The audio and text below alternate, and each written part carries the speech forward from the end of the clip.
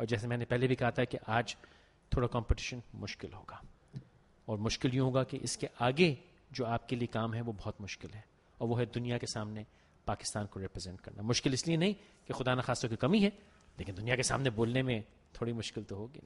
تو آئیے ابتدا کرتے ہیں. عطیہ, who's going first? Let's start with Varda.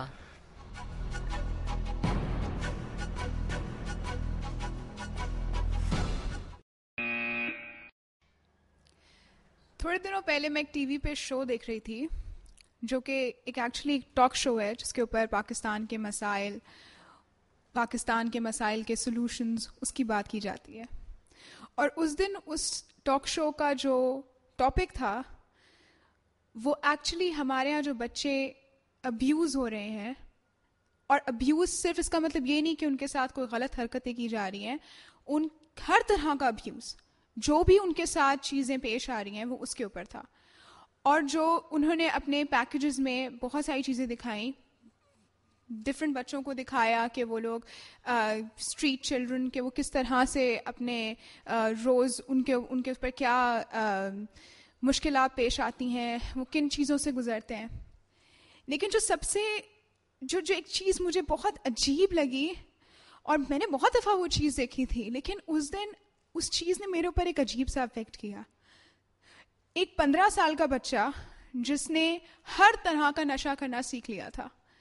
He was addicted like اینی تھنگ. اس کو ہر چیز کی ایڈکشن تھی, وہ ہر چیز کو ہر طرح کا نشہ کر رہا تھا. اور اس کے ساتھ جو بچے اور اسٹریٹ چلڈرن ہوتے ہیں ان کو بھی وہ نشے کی عادت کرا رہا تھا. اور جب اس سے پوچھا گیا کہ تم یہ کیوں کرتے ہو, تمہیں اس میں کیا پتہ چلتا, تمہیں اس میں کیا ہوتا ہے, تمہیں اس میں کیا مزہ آتا ہے, تو اس کے پاس کوئی جواب نہیں تھا. بس وہ یہ کہتا ہے کہ میرے پاس اور کچھ کام کرنے کو نہیں ہے, اور میرے پاس کچھ پڑھائی کرنے کو نہیں ہے, پیسہ نہیں ہے, گھر نہیں ہے. مجھے اتنا عجیب لگا کہ اگر ہمارے ملک کے جو سب سے زیادہ بچے جو ہمارے ملک کے اندر ہیں وہ مجھے اسٹریٹ پہ نظر آتے ہیں, یا پھر جو وہ بچے ہیں جن کو ایجوکیشن نہیں مل پا رہی ہے,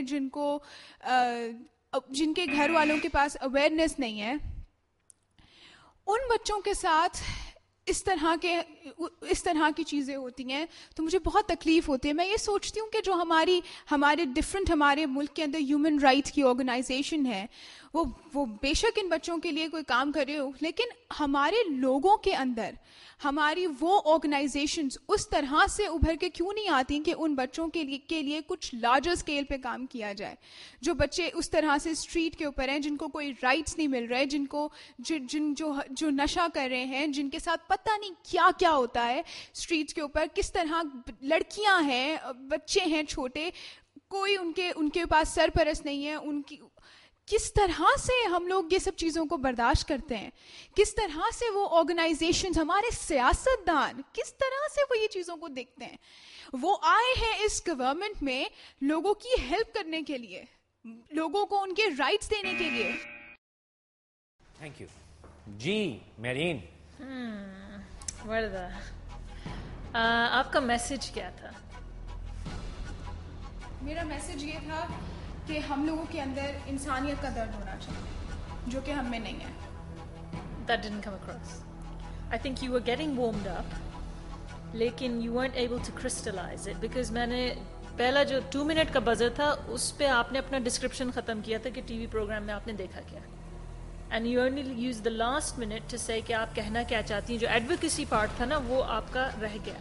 You spent too long on the description and not enough time on linking it to actually what you wanted us to feel, جو کہ ایک بہت اچھا میسج تھا کہ یہ سب زیادتیاں ہو رہی ہیں ہمارے ملک میں اور ہمیں یہ کرنا چاہیے اور یہ سوچنا چاہیے. تو it wasn't bad. I mean, you were passionate, you were articulate, لیکن you didn't get your message across. ہاں سر.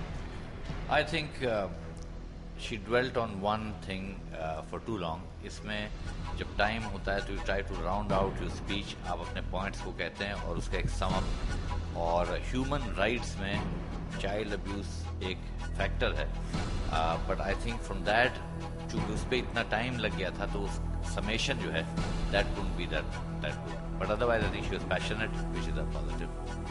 Yeah. I liked the fact that it was very personal and emotional. You could sense that. You had focused on one issue, which is fine. You don't have to cover all the issues. But like Marine said, uska koi conclusion nahi nikla. Ab bas ye tha ki theek hai, ek escapism aa gaya hai, in that child, and you're disturbed by that. But I agree with the other judges that it could have, had a little more punch to it, or a little more, take it a step further then, beyond the emotional appeal. इंसानी हकूक़ रह गए, बाकी सब बातें हो गई. इंसानी हकूक़ की पामाली अगर आप बता रही हैं तो ठीक है, लेकिन अगर आप डिफेंड कर रही हैं इंसानी हकूक़ को, तो एज ए डिप्लोमैट आपको दोनों पहलू देखने. आपने प्रॉब्लम तो बताई, जैसे मैरी ने फरमाया कि सोल्यूशन क्या, जा कहाँ नहीं है, मैसेज क्या है. एज ए डिप्लोमैट मैं आपसे ये चाहता है कि आपने प्रॉब्लम बताई और उसके बाद मुझे दर्द हुआ और मैंने इसका ये इलाज करने का अहद किया. वो अहद नहीं मिला मुझको, तो दुनिया देखती रहेगी कहने कि हाँ तो बड़ी गड़बड़ है. ठीक है, तो as a leader you have to से दिस इज माई सोल्यूशन.